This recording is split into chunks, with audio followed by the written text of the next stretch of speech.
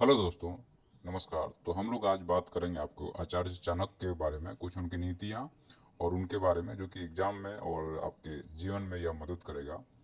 तो यहाँ पे है कि जो धैर्यवान नहीं है उसका वर्तमान और भविष्य नहीं है, चाणक्य नीति के हिसाब से।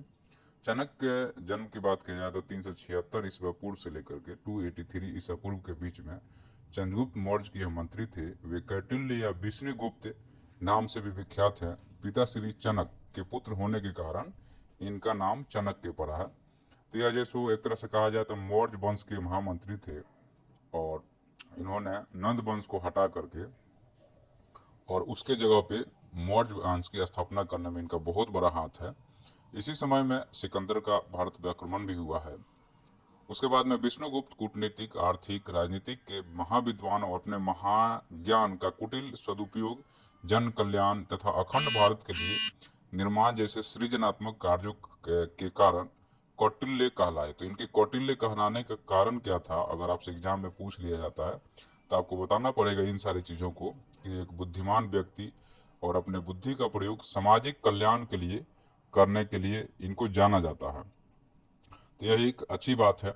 उसके बाद में छात्रों के लिए जो चाणक्य नीति की सलाह है उसके ऊपर बात की गई है।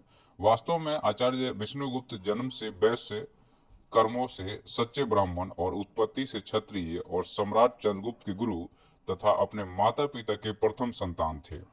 तो यहाँ पे चूंकि विष्णुगुप्त के जो बातें हैं, जो जीवन की मुख्य बातें हैं, उनके बारे में यहाँ पे दर्शाया गया है कि आपको जन्म से वो वैश्य, कर्मों से ब्राह्मण, उत्पत्ति से क्षत्रिय और सम्राट चंद्रगुप्त मौर्य के गुरु थे। तो ये एक बहुत अच्छी बात है। चाणक्य नीति सफलता के 9 सूत्र ये आप पढ़ सकते हैं, इनकी है। जन्म उपरांत इनके माताजी का निर्धन हो गया और राज ज्योतिष ने भविष्यवाणी की थी कि बालक में राजयोगी की बिल्कुल मतलब नहीं है, मतलब कि एक तरह से राजा नहीं बन सकते हैं, ऐसा कहा गया है। और जब इनका जन्म हुआ तो इनके माताजी की मृत्यु हो गई थी। तो आप देखिएगा बहुत सारे बच्चे हैं जिनका जन्म होते ही माताजी की या पिताजी की मृत्यु हो जाती है, तो विलक्षण और आगे बहुत अच्छा काम करते हैं। तो जो धैर्यवान नहीं है उसका न वर्तमान है न भविष्य है। और जिन एक्चुअल में क्या है कि जो दुख में या कठिन समय में जीता है, उसमें जीने की और मेहनत करने की एक लालसा जग जाती है जो आगे चल के उनके पूरे जीवन उनकी मदद करती है। और ऐसा आचार्य चाणक्य में नहीं, बाकी जो दूसरे इस टाइप के लोग हुए हैं जिनका जन्म से ही माता पिता नहीं रहे, या जैसे आप देख लीजिए कि भगवान बुद्ध हो गए, उनकी माता जी की पहले डेथ हो गया था। बालक में चमत्कारिक जिज्ञान योग विद्वता है, इसकी विलक्षण विद्वता जो कि सूर्य के प्रकाश के समान संपूर्ण जम्बू द्वीप को आलोकित करेगी।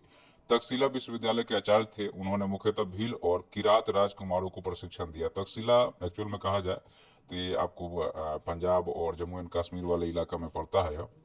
उसके बाद में नेक्स्ट आपका है यहाँ पे कि जीवन में उसी को सफलता मिलती है जो इन बातों को कभी नहीं भूलता है। तो ये चाणक्य नीति जब पढ़ेंगे तो आपको यह पता चलेगा। तो एक्चुअल में ये आपको भील जो थे उस टाइम पे उस एरिया में रहते थे, तो वहाँ के जो समुदाय के लोग थे उनको यह जो है सो पढ़ाते थे तक्षशिला विश्वविद्यालय में। और आजकल तो तक्षशिला जो है सो पंजाब में पढ़ने लगा है, ठीक है, पंजाब नहीं पाकिस्तान में। उन्होंने नंद वंश के नाश करके चंद्रगुप्त मौर्य को आजापाल से प्रजापाल राजा बनाया। उनके द्वारा रचित अर्थशास्त्र नामक ग्रंथ राजनीतिक, आर्थिक, कृषि, सामाजिक आदि महान ग्रंथों में से आता है। और ये हमारे भारत के लिए एक गर्व की बात है कि हमारे देश में ऐसा व्यक्ति हुआ। हालांकि इनकी मूल प्रति उपलब्ध नहीं है, वो टूटी फूटी और आधे अधूरे प्रतियां उपलब्ध हैं। ओरिजिनल प्रति उपलब्ध नहीं होने के कारण, हालांकि नहीं होने के बावजूद भी इनमें है, वो सब चीज़ें थी, पढ़ने से समझ में आती है। और शास्त्र मौर्यकालीन भारतीय समाज का दर्पण माना जाता है। चाणक्य की मृत्यु को लेकर के दो कहानियां संदर्भ में आती हैं, लेकिन दोनों में से कौन सा सत्य है इसका कोई भी सार अभी तक नहीं निकाला गया है, क्योंकि ये जितनी भी सारी चीज़ें हैं यह समय के साथ में बदलती हैं और कोई आपको प्रॉपर साक्ष्य नहीं होने के कारण इस पे कोई भी आदमी जो है सो अपनी कमेंट नहीं कर सकता है कि क्या सही और क्या गलत है। वो तो जब चीज़ें मिलती हैं, सामने आती हैं, कोई साक्ष्य मिलता है, तभी बात हो पाती है। बट फिर भी आचार्य चाणक्य को भारत देश में कौटिल्य के नाम से पुकारे जाने के पीछे और मौर्य साम्राज्य को स्थापित करने के पीछे इनका बहुत बड़ा हाथ था। और दूसरा चीज़ यहाँ पे यह है कि मौर्य साम्राज्य उसके बाद में हर्षवर्धन तक, क्योंकि उसके बाद गुप्त वंश भी आते हैं। तो एक्चुअल में कहा जाए तो एक बेस स्थापना की बात अगर की जाए तो आपको जो है सो इनका बहुत बड़ा यहाँ पे योगदान समझ में आती है। चाणक्य नीति के अनुसार दुश्मन को कैसे मारें, आचार्य चाणक्य कहते हैं कि वे व्यक्ति को बुराई से बचकर रहना चाहिए। अगर जीवन में बड़ी सफलता प्राप्त करनी है तो दुश्मन को हराना तो न किसी की बुराई करें, मतलब कि अपने ही बुराई को अपने खुद मार लीजिए, तो उससे आप जिंदगी जीत सकते हैं। अदरवाइज जो है सो किसी और की बुराई करने से कोई मतलब नहीं है आपका। तो आदमी की अपनी बुराई को आप स्वयं अगर मार देंगे तो किसी और से लड़ने की जरूरत नहीं पड़ेगा और अपने आप को आप सफलता प्राप्त कर सकते हैं। तो इस तरह से हम लोग आचार्य चाणक्य के बारे में जो बातें थी उसके बारे में हम लोगों ने डिस्कस किया। अगर आपको यह वीडियो अच्छा लगता है तो सब्सक्राइब जरूर कर दीजिएगा। Thank you.